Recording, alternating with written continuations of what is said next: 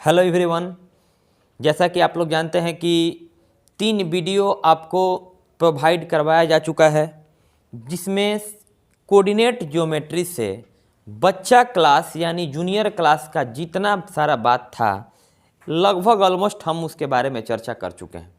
जैसे दूरी सूत्र, विभाजन सूत्र, distance formula, section formula and after that आपका एरिया ऑफ ट्रायंगल, त्रिभुज का क्षेत्रफल। इन सब बातों पर पिछले वीडियो में जो 10th क्लास में आप लोग पढ़ चुके हैं वो चीज़ें बताई जा चुकी हैं।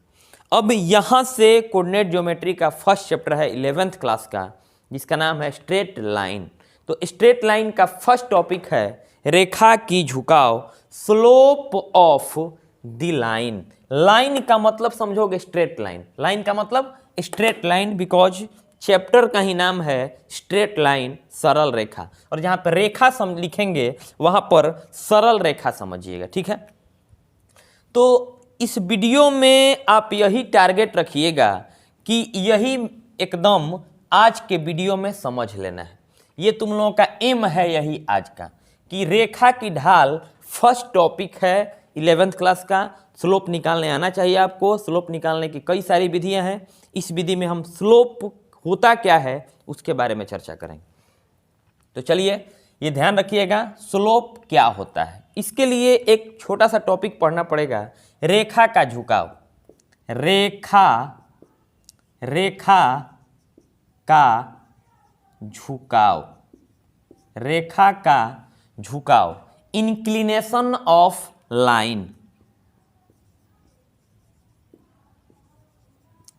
Inclination of line. रेखा का झुकाव क्या होता है ये समझोगे। ये सिंपल है कि जैसे मान लीजिए ये आपका हो गया X axis, this is Y axis, ये आपका हो गया वाई अक्ष, ठीक है बहादुर।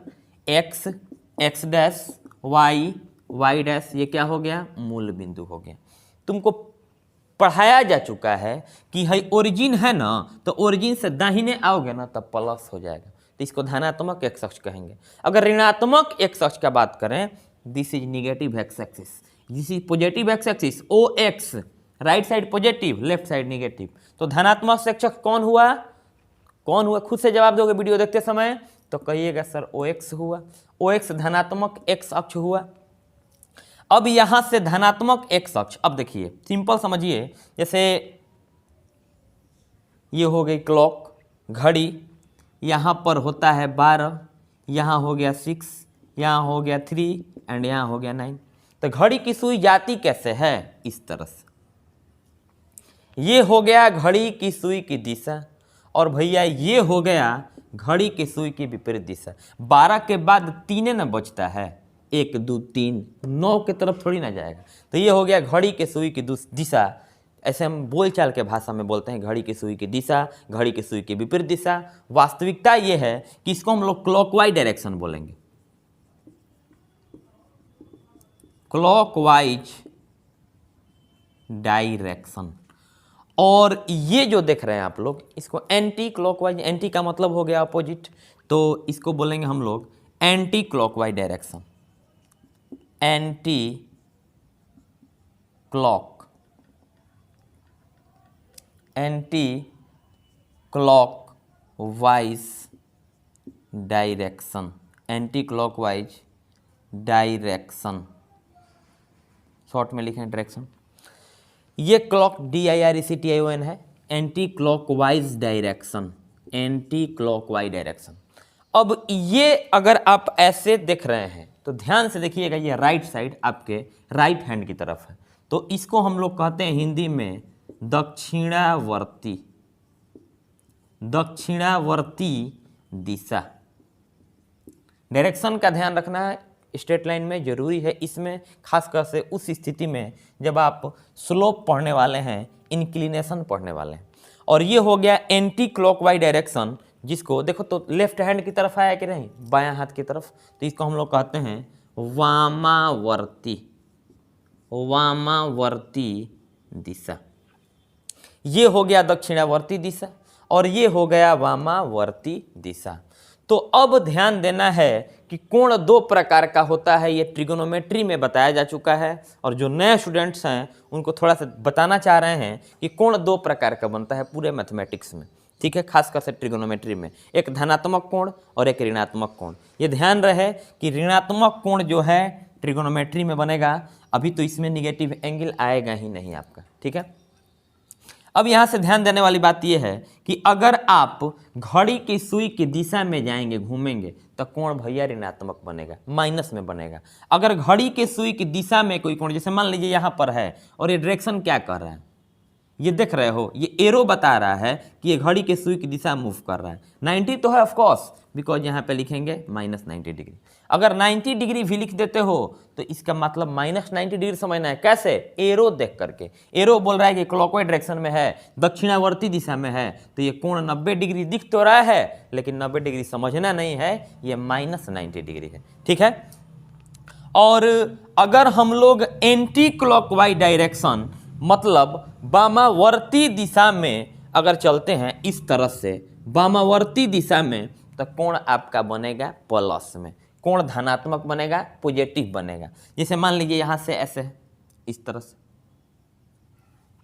तो अगर यहाँ से ये कोण 90 डिग्री का तो है, लेकिन ये एक्चुअल में +90 डिग्री का है, क्योंकि ये डायरेक्शन देखिए आप, डायरेक्शन जो है घड़ी की सुई ऐसे थोड़ी ना चलती है, 12 के बाद यहाँ पे क्या है 9 है, तो 9 थोड़ी ना बचता है, तो यहाँ पर ये ऐसे जा रही है। इसका मतलब ये जो एंगल दिख रहा है, this is actual positive 90 degree, but this is actual negative 90 degree. ये फर्क होता है आपका दक्षिणावर्ती दिशा में। ध्यान रखोगे कि दक्षिणावर्ती दिशा में माइनस में कोण बनेगा, एंड क्लॉकवाइज डायरेक्शन में जब जाओगे, क्लॉकवाइज में जाओगे तो कोण बनेगा माइनस में, एंटी क्लॉकवाइज में जाइएगा तो कोण बनेगा प्लस में। ये ध्यान रखना है, ठीक है। तो अब चलिए इंक्लिनेशन क्या होता है रेखा का, ये समझ लेते हैं। इंक्लिनेशन, रेखा का झुकाव, टॉपिक का नाम है रेखा का झुकाव, हेडिंग डाल लीजिए इंक्लिनेशन ऑफ लाइन। जैसे मान लीजिए ये एक लाइन है, ये एक लाइन है, ये बेसिक कंसेप्ट था कि ऐसे मूव करेंगे इस तरह से तो कोण माइनस में बनेगा, इस तरह से मूव करेंगे एंगल प्लस में बनेगा, मतलब कोण प्लस में बनेगा। ये एक लाइन है, लाइन का नाम है एल। ध्यान दीजिएगा, ये एक लाइन है और लाइन का नाम है एल। ये कौन सा एक्सिस है? ये कौन सा अक्ष है? धनात्मक एक्स अक्ष है, पॉजिटिव एक्स एक्सिस है। ये कौन सा एक्सिस है? निगेटिव एक्स एक्सिस है। अब ध्यान दीजिएगा, हम दो वर्ड यूज करेंगे, एगो पॉजिटिव डायरेक्शन मतलब धनात्मक दिशा, एगो निगेटिव डायरेक्शन मतलब ऋणात्मक दिशा। पॉजिटिव डायरेक्शन का मतलब ये वाला, एंटी क्लॉकवाइज को पॉजिटिव बोलेंगे, बिकॉज इस दिशा में ना पॉजिटिव एंगल बनता है, प्लस में कोण बनता है। तो ये वामावर्ती दिशा मतलब एंटी क्लॉकवाइज में प्लस में कोण बनता है, तो एंटी क्लॉकवाइज डायरेक्शन को हम कोऑर्डिनेट के लैंग्वेज में पॉजिटिव डायरेक्शन बोलेंगे। और निगेटिव डायरेक्शन का मतलब हो गया कि क्लॉकवाइज डायरेक्शन इस दिशा में, घड़ी की सुई की दिशा में घूमोगे तो निगेटिव डायरेक्शन भी उसको बोल सकते हैं, ठीक है। चलिए क्या बात कर रहे थे, ये हो गई लाइन, ये हो गया coordinate axis X and Y. अब ये लाइन जो है इस पॉजिटिव एक्स एक्सिस, ध्यान रखें, इस पॉजिटिव एक्स एक्सिस मतलब धनात्मक एक्स अक्ष के साथ कितना कोण बन रहा है, तो मान सब पता तो है नहीं, बिकॉज ऐसे ही थोड़ी ना कुछ कर देंगे। मान लीजिए यहाँ पर सपोज दैट ये एंगल जो है ये 45 डिग्री का है, सपोज दैट मान लिया 45 डिग्री का है, तो ये पता थोड़ी ना चल रहा है। इसमें ये जो एंगल का ये जो नोटेशन दिख रहे हैं आप लोग, ये जो ये मार्क देख रहे हैं, इसमें ये थोड़ी ना पता चल रहा है कि हम घड़ी की सुई की दिशा में घूमे हैं कि उल्टा दिशा में घूमे हैं। तो यहाँ से अगर एरो दे देते हैं, अब बताइए, तो अब ये एरो बता रहा है कि angle formed with positive X axis, धनात्मक एक्स अक्ष के साथ कोण बन रहा है। कौन बना रही है? रेखा बना रही है, लाइन बना रही है।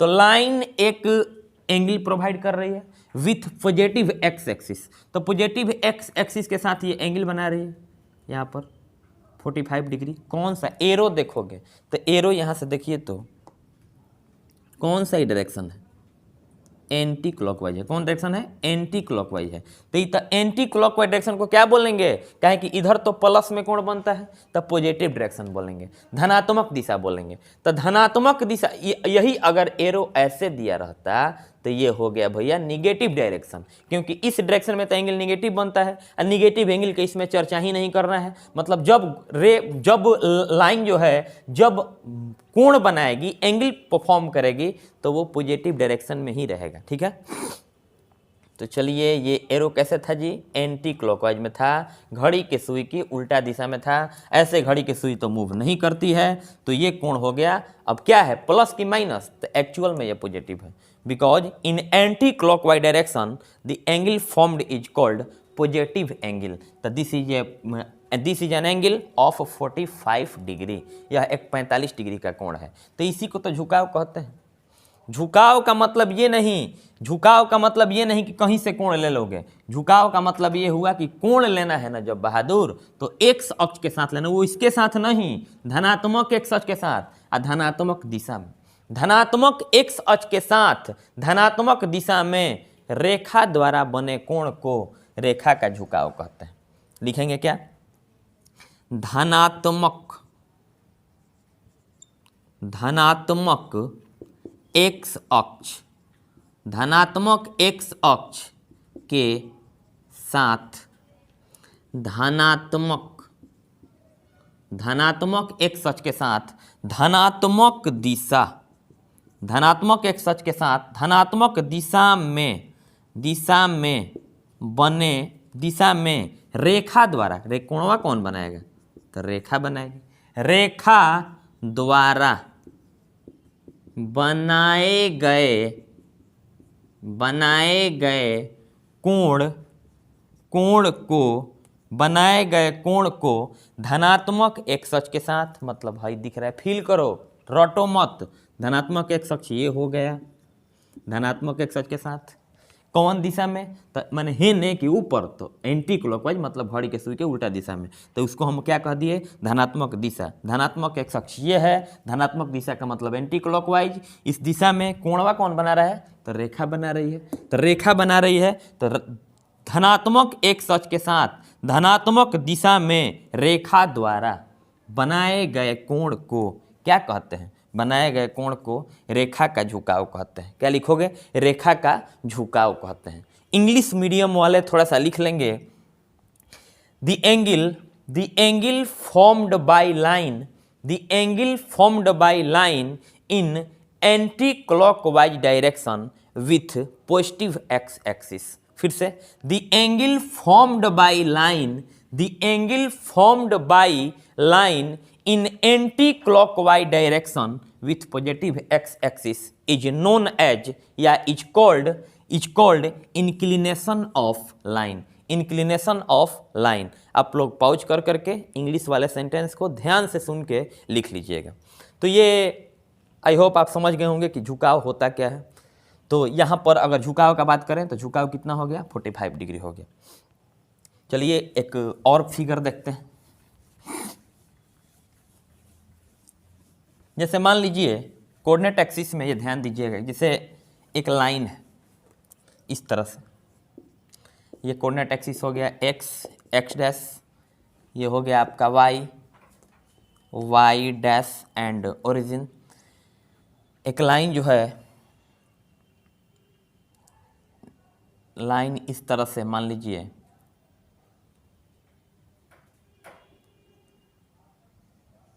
इस तरह से क्रॉस कर रही है, इस तरह से, ऐसे थोड़ा सा स्ट्रेट लेंगे, क्योंकि चैप्टर ए का नाम है स्ट्रेट लाइन, तो स्ट्रेट तो लेना जरूरी है, सीधी रेखा होना चाहिए, सरल रेखा होनी चाहिए। ये हो गई लाइन एल। यहाँ पर एक एंगल दिया हुआ है, मान लीजिए 30 डिग्री का।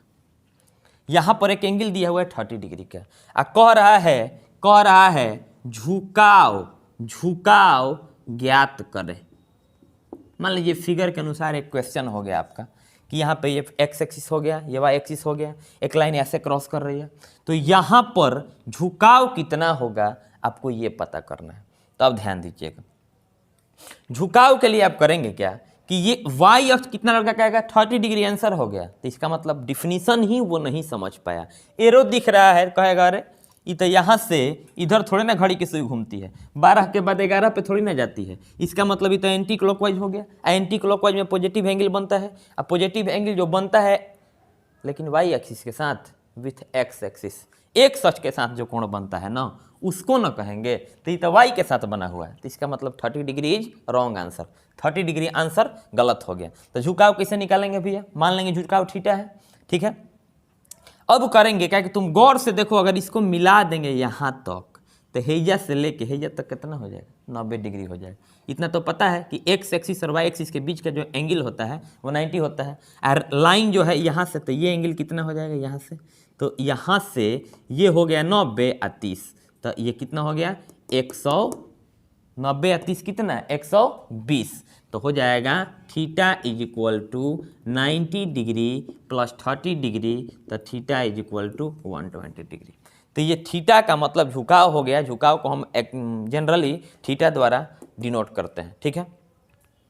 तो आई होप अब आप लोगों का क्लियर हो गया होगा कि इंक्लिनेशन क्या होता है। तो हम लोग का एम क्या था, ढाल, ढाल, दाल मत समझ लीजिएगा, ढाल, ढाल का मतलब इंग्लिश में स्लोप। तो अभी ये टॉपिक डालो और वाट का साइन हटाता है, क्योंकि इसका तो अब डिफिनीशन एक्चुअल में समझेंगे।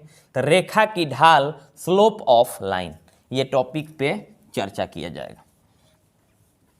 अब हम बार बार ये एरो नहीं लगाएंगे कि क्लॉकवाइज की एंटी क्लॉकवाइज, जहां इंक्लिनेशन वर्ड यूज हुआ ना, जहां झुकाव देखे इंक्लिनेशन वर्ड यूज हुआ, मतलब समझ जाएगा क्लियर ना कि कोण बन रहा है, किसके साथ बन रहा है, एक्स अक्ष के साथ, एक्स एक्सिस के साथ। बना कौन रहा है, लाइन बना रही है। किस डायरेक्शन में, एंटी क्लॉकवाइज मतलब वामावर्ती दिशा में, या पॉजिटिव डायरेक्शन या धनात्मक दिशा भी इसको बोल सकते हैं।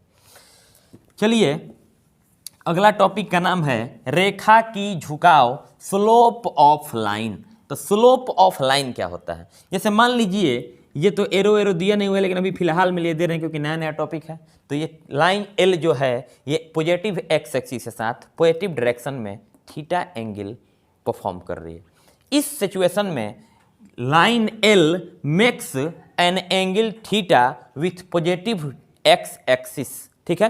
तो पॉजिटिव थीटा है तो बस टैन थीटा, टैन लगा देना उसमें, तो टैन थीटा जो है ना उसी को ढाल कहेंगे।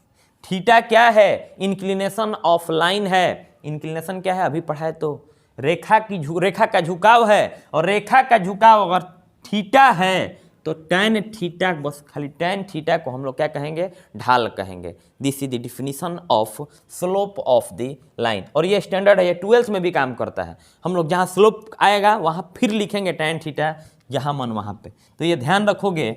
अब ध्यान लिखिए, तो डिफिनीशन पहले लिख लो, तब इसके बारे में और चर्चा करेंगे। हिंदी में, यदि थीटा रेखा का झुकाव